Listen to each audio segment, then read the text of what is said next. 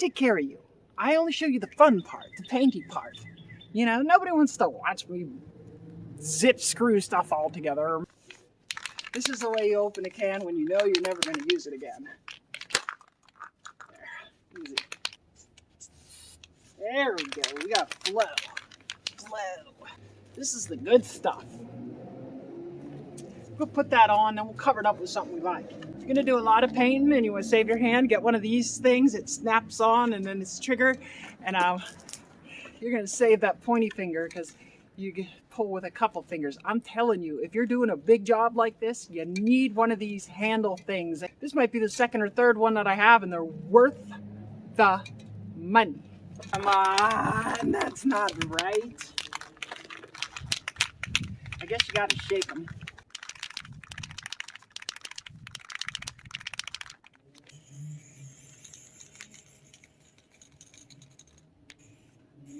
Nope. Don't got time to mess around. Ain't got no time to mess around. Quick color spray enamel. Look how old that is. Use it up, you know.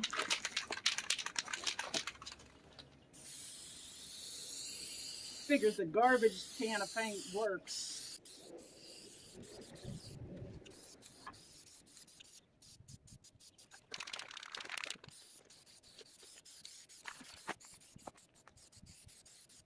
I'm going to take my own advice and put the handle on here. Now it's important not to get runs. That's a joke.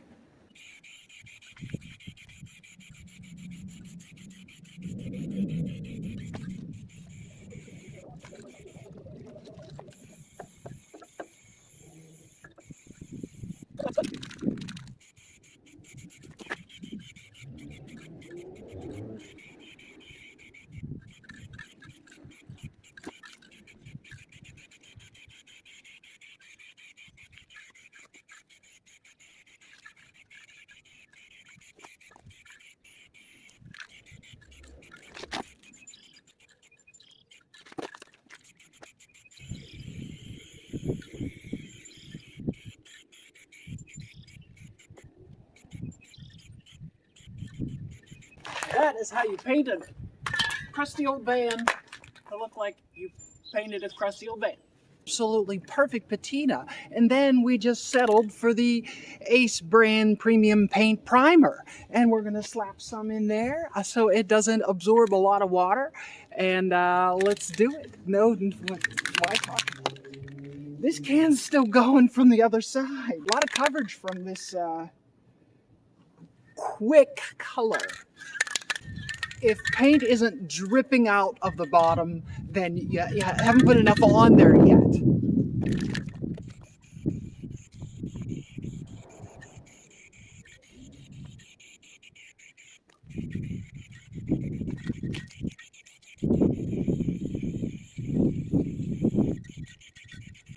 We have to perfectly match the original orange peel.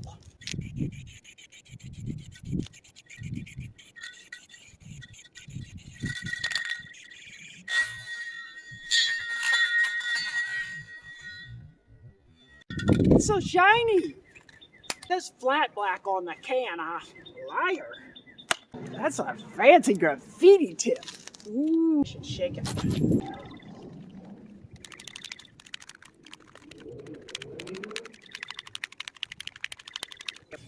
There it goes. There it goes. That is a nice run right down there, huh? Perfect. Come on, paint. For the win. Yeah.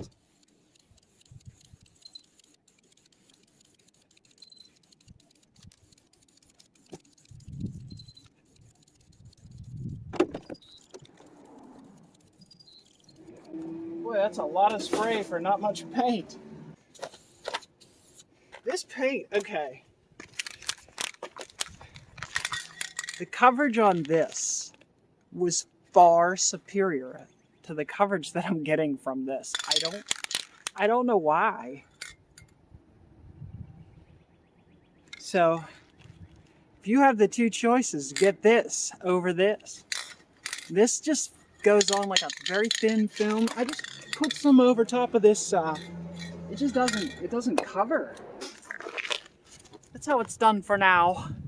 Once we get our stickers on there, maybe I'll come back with a sander.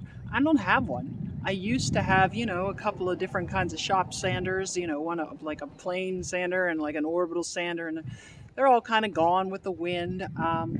But Harbor Freight, I'm sure I can pick something up real cheap, or maybe off of Facebook Marketplace, and maybe we'll sand it down, maybe just a little.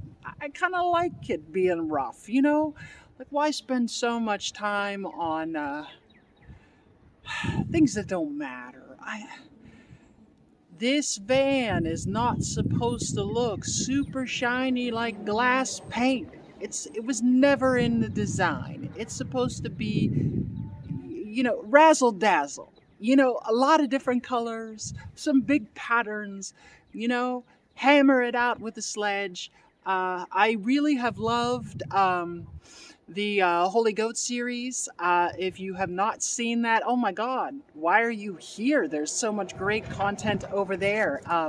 And I feel like, I'm copycatting, but if you look, I started my project before they did, and they arguably have a much cooler end result. But I love my van. I don't know that I would trade it for a Holy GTO, although financially it might be advantageous to trade. But functionally, I love my van. It is built for the purpose that I am going to travel on adventures, and I'm going to meet people and go to this no-name national. I'm going to throw my mini bike in this girl, and she is going to be ready to. It's an 11-hour drive.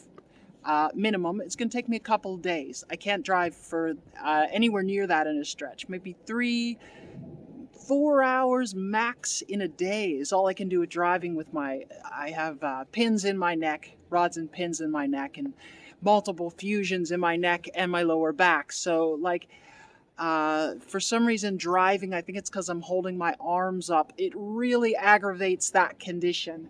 Now, the van I have gone completely through the front end of the van. I have new upper and lower ball joints on both sides.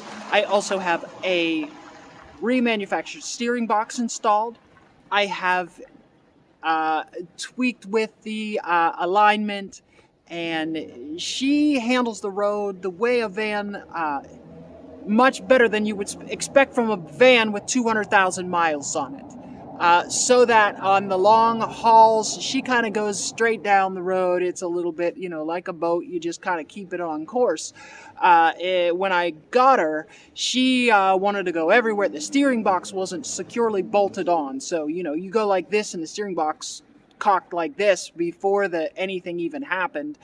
The ball joints had, quite a bit of wear. Those have been redone. The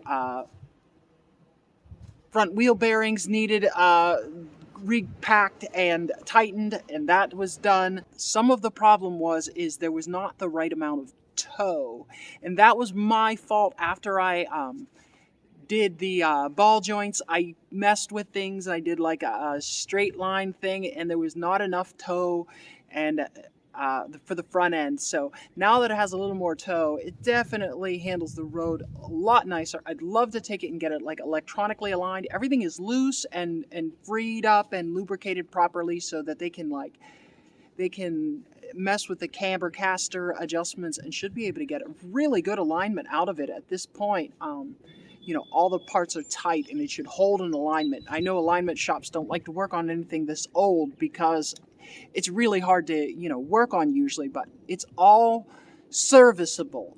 That's all I have for you today. I have lots of chores. Happy spring, and I'll see you soon.